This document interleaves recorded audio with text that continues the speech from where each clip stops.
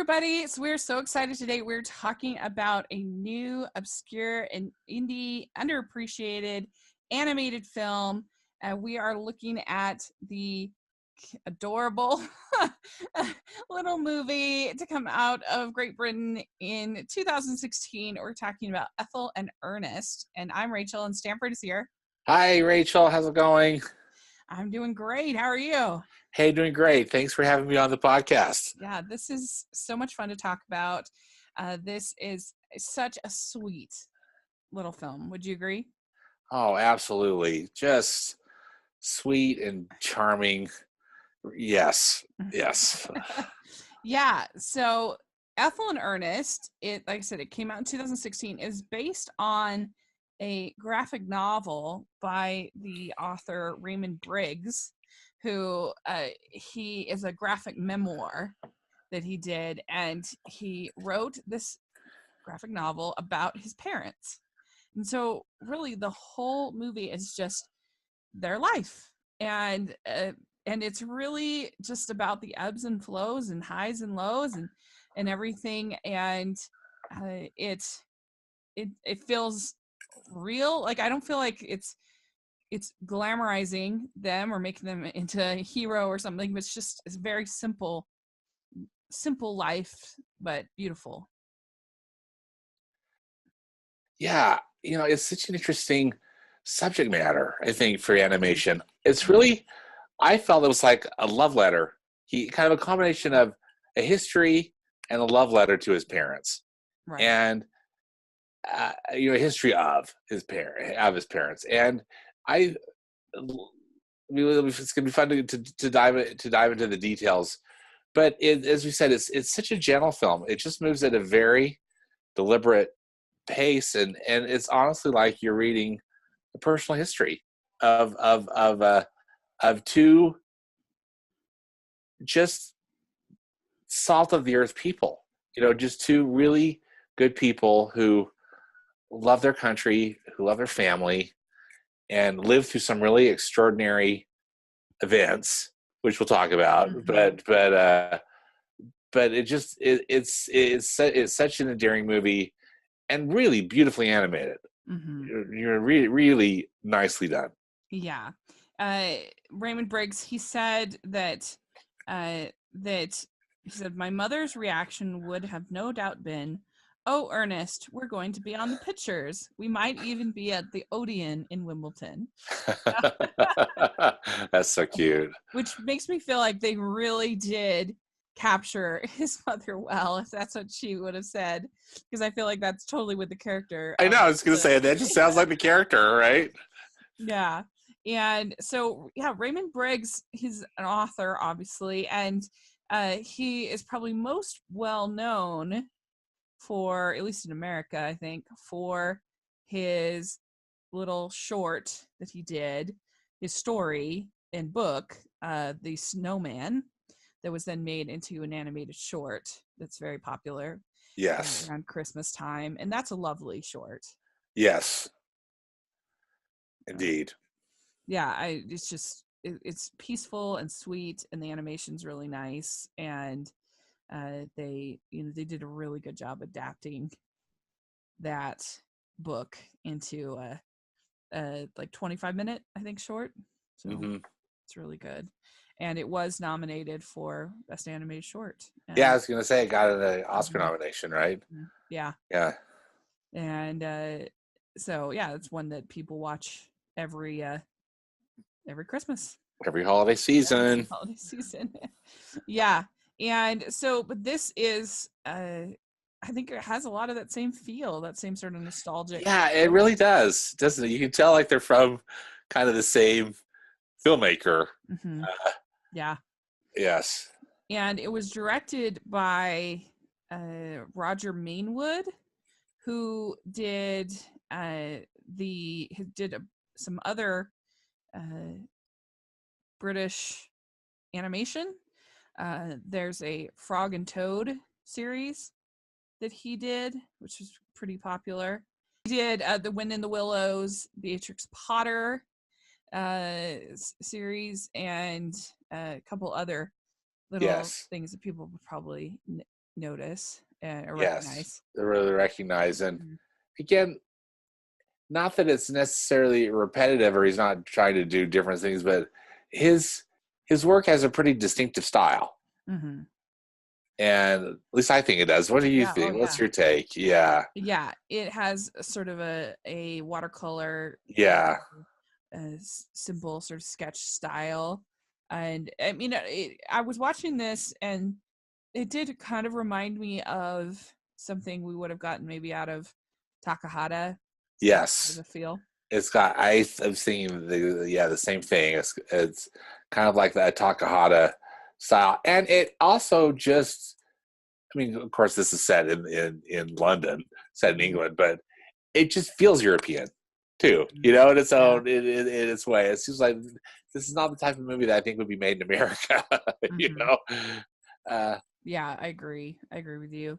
And I feel like they just wouldn't be as content to keep it really simple in yeah, America. I feel like they want to exactly. have like some that ways to make it cuter. Yeah, cuter, maybe a little more zany. Yeah, Like yeah. something a little uh, something or other. Where this, it just it is such a slice of life. It it it just kind of feels like this is. I mean, I liked it. One of the many things I liked about it was that I, I felt like it was a history lesson, Yeah. not only in what was going on with these with these larger world events, but also just like this is what life was like in during World War II in Britain Hmm. for an average citizen. And Yeah. I thought that was so cool. Hmm. Really kind of opens your eyes. Yeah. It really does. I mean, I was thinking about it that uh uh the beginning has that I was thinking about it that you have them go through all this stuff with World War II. And I think that this movie is way more impactful in teaching you about World War II Yes. than the Churchill movie. I think it's The Finest Hours or Yeah. whatever. I mean, that movie just felt like it's fine, but it felt really flat to me. Like I didn't love it, and I don't know. This to me is way better. Well, because it feels like again, just what was really happening. Where some of these other films, like you mentioned, like The Finest Hour, are really from like the government perspective, or from Churchill's perspective, Yeah. which would be very different, I think, than just from an average British Hmm. citizen. You Hmm. know. Yeah, and it just feels like they are telling you a story, but not necessarily telling you how to feel about the story. Yes.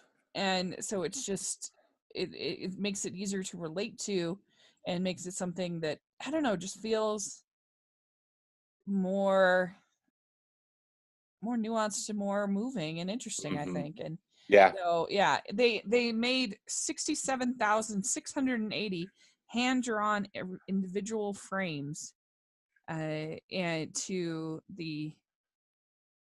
make the movie, which is pretty incredible. Well, it was incredible, and that was, I think, another thing that I really enjoyed about it is that it was just so fun to watch something done in a hand drawn, in a 2D animated style.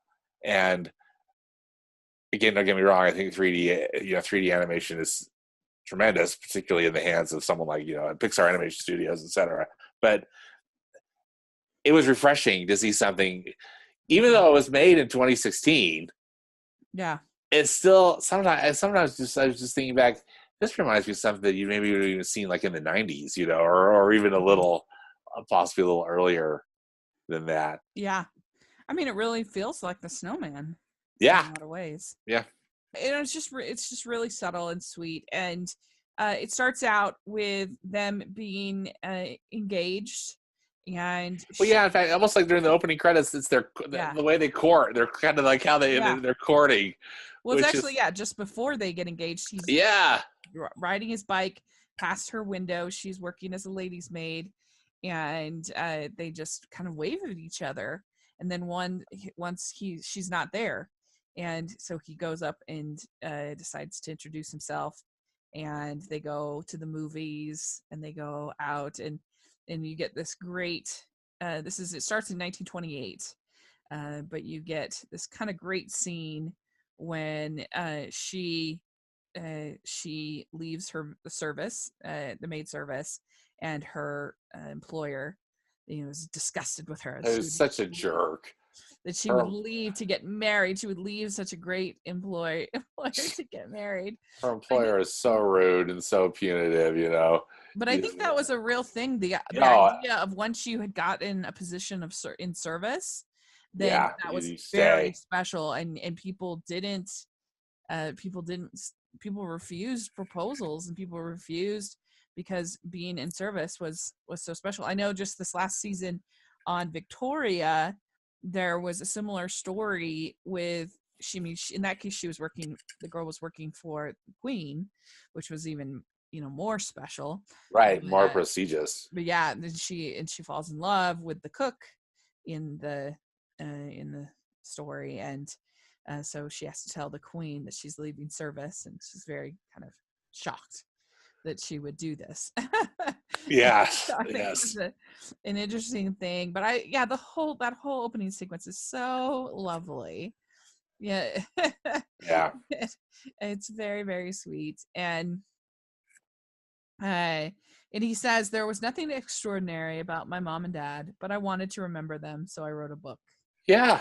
Really nice. Which is so, and I think in their, not being, or just being ordinary, it kind of makes them extraordinary. I mean, it's just it's such the way it's told. I love how, so, they both are people, both Ethel and Ernest are both people of humble circumstances. He's a milkman. Yeah. And she's this lady's maid who has to do a brave thing. At least that's how how I interpreted it.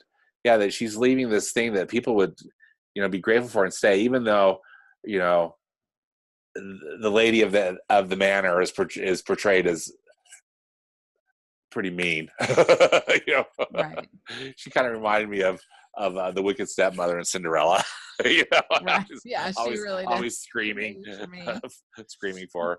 But anyway, I think it kind of sets them both up as the dad is just kind of is a hardworking, just solid, happy guy, and his mother is the same, a good really. good woman, and it is the same. It's just the same, hardworking, and is willing to take this risk.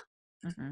Yeah, and she's older, which is she's 5 years older than he is. Well, yeah, and she's 38, so for her to leave service at 38, and or I think 37, whenever she has her child at 38, I forget.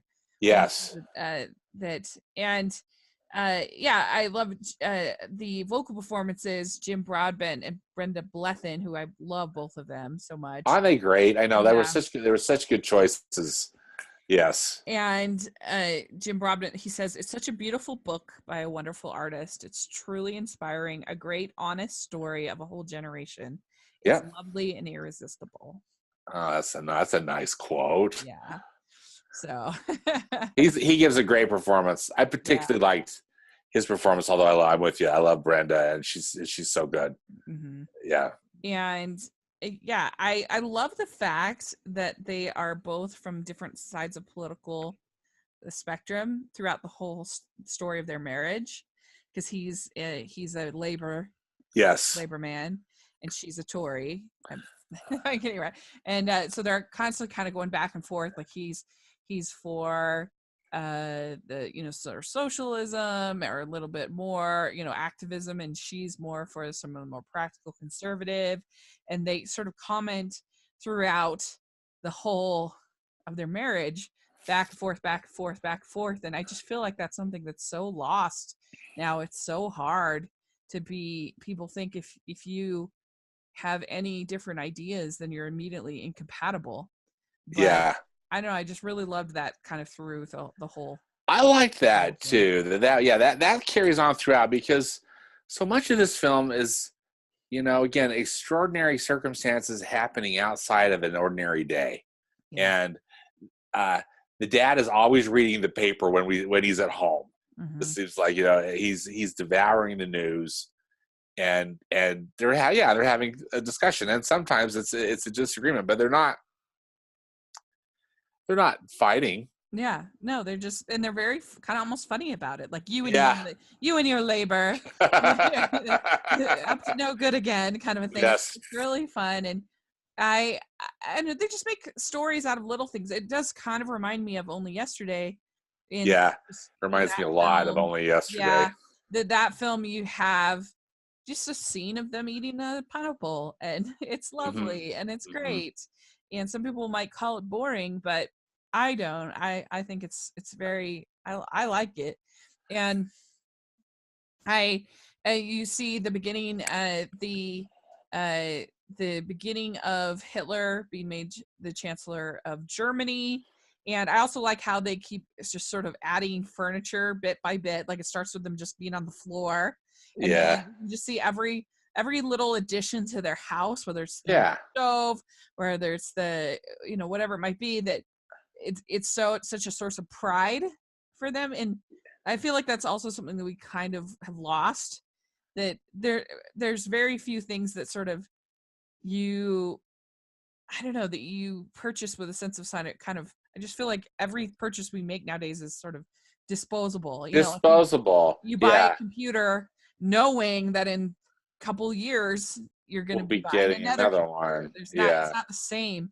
And just this building of this home, I don't know, I love that kind of little bit. And when they finally pass away, and he's got just like this, all of the stuff that they built over their life. And I really, I don't know, I just like that little through that you see. And then she finally is able to get pregnant. Yeah, they have some fertility issues, and then she's able to get pregnant, and it's it's a happy thing. Yeah, but a scary thing because of her age. Yeah, so she's 38, and the doctor says it was touch and go. There better not be another one. Yeah. So and there's not. And there's not. So they have Raymond. Right. And I think it was a little confusing to me, but I think, is the mother supposed to be Jewish in this?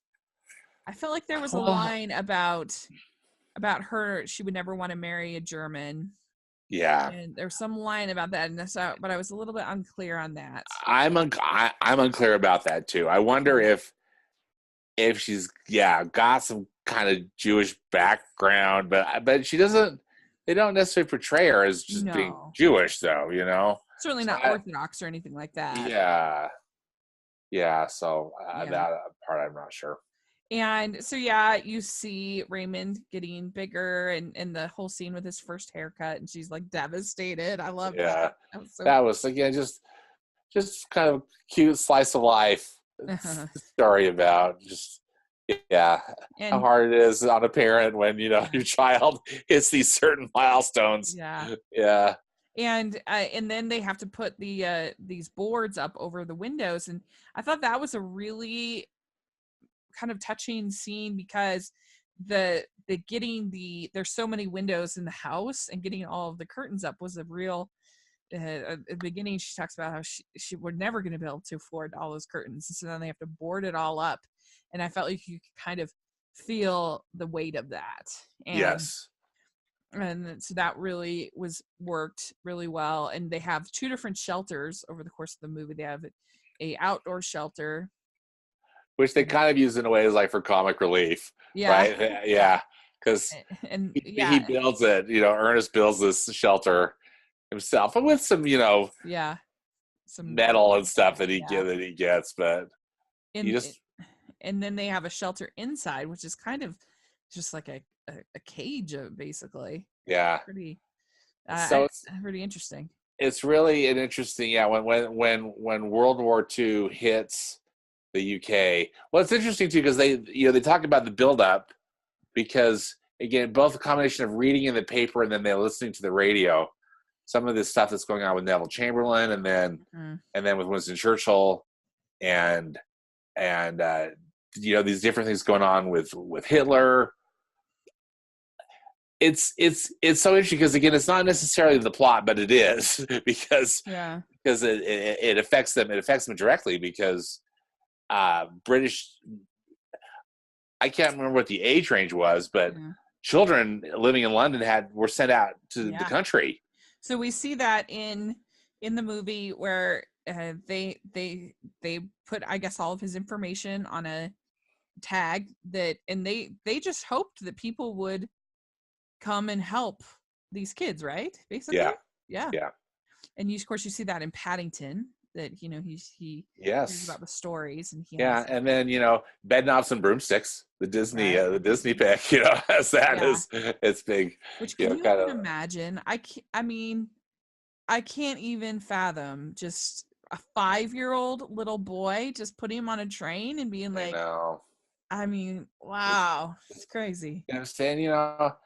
It is so crazy, and clearly it's a hardship, particularly on cute Ethel, to send her boy. Of course. But he goes and lives with relatives. Yeah.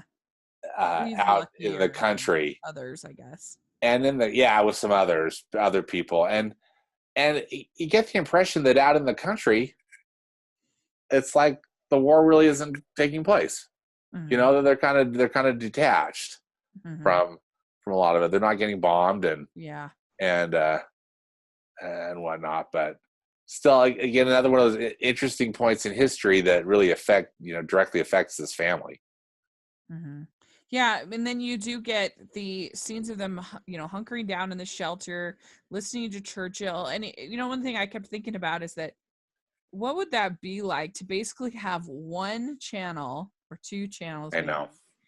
That's it. That's where you get your news, and you knew that it was basically correct. That you'd have the voice of the president, prime minister, whatever, and you just think now you have to do so much digging to get the correct. No, you have to get so much work. It's so hard. It's hard, and there's so much fake news that it's really difficult. I just that was one thing I miss. That they had, but and you hear Churchill with his the finest hour speech. And then Ernest is working like as a lineman, kind of working electricity. Something like that. For the war. And you see the house gets bombed several times. There's some tense scenes. But then they go and visit Raymond in the country, and so that's good. And you hear a little bit during this time of talking about socialism. And that's when you get Ethel being like, "Oh no, I don't think so," which I loved. That was fun. They weave in all these different things. Just kind of, ongoing or political discussions of the day that I think a lot of them are still ongoing. But as you said, but always this couple they're always civil with each other. They're kind of teasing really about it. And now it's just become, you can't even tease, you can't even talk. It's can't even talk about it without someone getting offended or someone, it's impossible. And so, then you have the VE Day, and I loved the whole scene with the party. Everybody's dancing, everybody's cheerful, and then he realizes that first he's to the neighbor, he's saying, come, and dance and whatever, and realizes that the neighbor lost, his son. The neighbor's son was killed, and so that was a very touching scene. That's a touching scene because, again, bringing the reality of the war right into this neighborhood. And then you get laborers won, and so he's excited, and she's like, "It's too bad, Mr. Churchill. I feel bad." And he brought us through the war and everything, and you get an interesting scene where they have to scold Raymond for stealing. And then kind of teach him a lesson there. Which had to have been a memorable thing in Raymond's life. That's why I wonder. I bet you, that's something that he probably never has forgotten. And he doesn't really like school, and that's disappointing to his parents. Yeah. He doesn't really like going to the fancy grammar school. He wants to be going to art He school. wants to be an artist. Yeah, and they think that's a terrible idea. Yes. Very unpractical. Yeah. And we see them get electrical appliances, and we hear her say, "We had more meat with Mr. Churchill. You can't blame Hitler Yeah. now just your labor government." Yeah. And so then you see Raymond going into the Korean War, and that's very hard for them. And you see them get a TV, which is Yes. Which is fun. really That's interesting. really Yeah. fun. And you also see them discussing the legalization of homosexuality, which I thought was interesting. Yeah. Yeah, for that time period. Mm-hmm. And they're very pretty, like, okay, whatever. Like, they're pretty modern, I would say, about it. Yeah. Which was interesting. And then he buys a car, which I thought that whole sequence was so cute. She's like, "What is this?" Yeah. That was cute. And what a cool car! It was this Triumph. Yeah. And not like some Triumph sedan or something, which anyway, I'm not familiar with that model, but I thought that was cool, and you get kind of a fun little, both in history, that the middle class was able then to afford cars. Yeah. And that, but then also, just their own individual reactions to it. It's fun. Yeah, and so then Raymond introduces them to a girl named Jean, and they say, and they're really kind of sad because he just wants to get married in like a justice of the peace, and it's not going to do a church wedding, and yeah, and she says, "I didn't want them to be religious. I just wanted them to be married in a church." Yeah, so that's kind of and I thought they did a really good job portraying that kind of like he was always still loving to his parents, but that period of pushback a little bit. yes, They did a good job, I think. I agree. So, And the relationship with Jean, we don't, in fact, Jean hardly speaks in this film. no. Yeah, and we find out that she has brain trouble, they say. Yeah, they brain trouble, that she's schizophrenic. Yeah. And also not able to have children. Yeah. And then when Ethel says, "Yeah, so I won't be a granny after all." That's a really sad. It's a sad, kind of a sad moment, because clearly that was something that she wanted, that Ethel wanted, and she wasn't going to get. Mm-hmm. Yeah. And then we get the Man on the Moon. That's a really fun sort of sequence. And then Ethel, her health is declining. Yeah, but I loved when they're talking about the Man on the Moon, and she's like, "Well, perhaps they'll have a picnic." I know, right? And then she's like, "Turn it off." And she's kind of laying there, in the couch. She's like, "What? It's the, like, are you kidding me?" So amazing. Yeah. Yeah, she was kind of nonplussed by it. With you, like, they're gonna have a picnic and whatever. Whereas the dad was quite, Ernest was quite entranced by the whole thing. She was just like, yeah, whatever. But yeah, then they get older. She's in a wheelchair. There's a cute little scene at Christmas in the hospital. Yeah. She's forgotten who Ernest is, but they're still celebrating Christmas, and then she ends up passing away.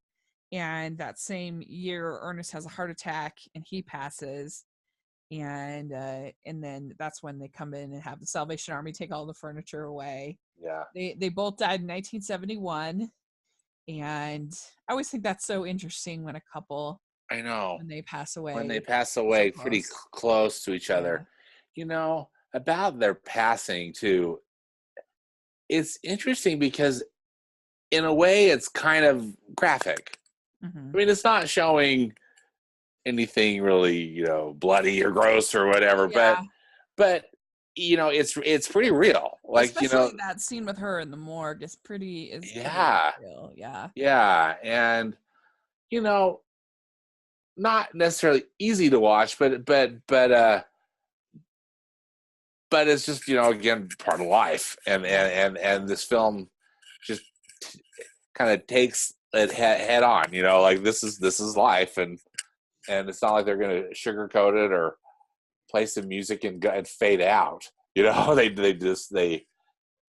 show it. Yeah. Yeah. And I don't know, it's just such a lovely little movie that I think that people will enjoy, and it'll be a nice one to watch with your whole family, and to I don't know, and just to remember that the value of each person. Yeah, I agree. And I think too, just particularly for anybody who's interested in history, and particularly British history, World War II history, it's really interesting in that regard, but also an interesting human drama, just about again, just these good people that are that are living their lives and trying to raise their family and do good things. Yeah, I was thinking about that this week watching this, because they just had this Ted Bundy movie, come out on Netflix that I saw at Sundance, and where I didn't care for it. And you just think how many movies are made about terrible, horrible people who do terrible, Yeah, horrible things. exactly. And I guess there's some value in kind of understanding what could get someone to that spot, or understanding that side of human nature. I guess I didn't care for that movie, but I don't know. I just think that so often we forget to tell the simple stories of good people who lead good lives and try their Yes. best to be good people. They're not perfect. They No, can they're be not perfect. little judgy on him. They can be a little controlling. They're not perfect, but they're real. And They're real. Yeah, that's what I think I liked most about it, is that it was a portrayal of real people. Yeah. Done in a in a loving way, but in an unflinching way. Yeah. Yeah. So it's a really sweet little movie. I hope people go check it out. It was originally actually broadcast on BBC the Christmas in 2016, and but you can find it on all of the major streaming places. I rented it on iTunes. Yeah. So I watched it. So it's there. And so it shouldn't be too hard for people to find. It's only 86 minutes. So it's not that long. And it's just a lovely little movie. And I think people will really enjoy. So it was a fun one to talk about for Obscure Animation. Oh, absolutely. Yeah. So I appreciate it. And next month, we're actually going to do something a little bit maybe different. We're going to be talking about Monsters University, which isn't that obscure per se, but I think it's very underappreciated. And with Toy Story 4, I thought it would be fun to kind of talk about the underappreciated Pixar movie, in my opinion. Yes. It's going to be fun. I'm excited too. So we'll look forward to that. And if you have seen Ethel and Ernest, put in the comment section what you thought. And if you get a chance to watch it, then let us know what you think of it. We would love to hear your thoughts. And so Stanford, how can people find you? All right, I'm on Twitter at Stanford Clark, and I have a movie blog and podcast, which is at moviespastandpresent.com. Great. You can find me at Smiling LDS Scroll on social media. You can find me at Rachel's Reviews on all social media and on iTunes and YouTube. If you're listening on iTunes, if you can give us your ratings and reviews, we really appreciate it. And if you're listening on YouTube, if you can give us a thumbs up, subscribe to the channel, we really appreciate that as well. And so thanks so much, and we will talk again next month. Hey, thanks. Bye. Okay, bye.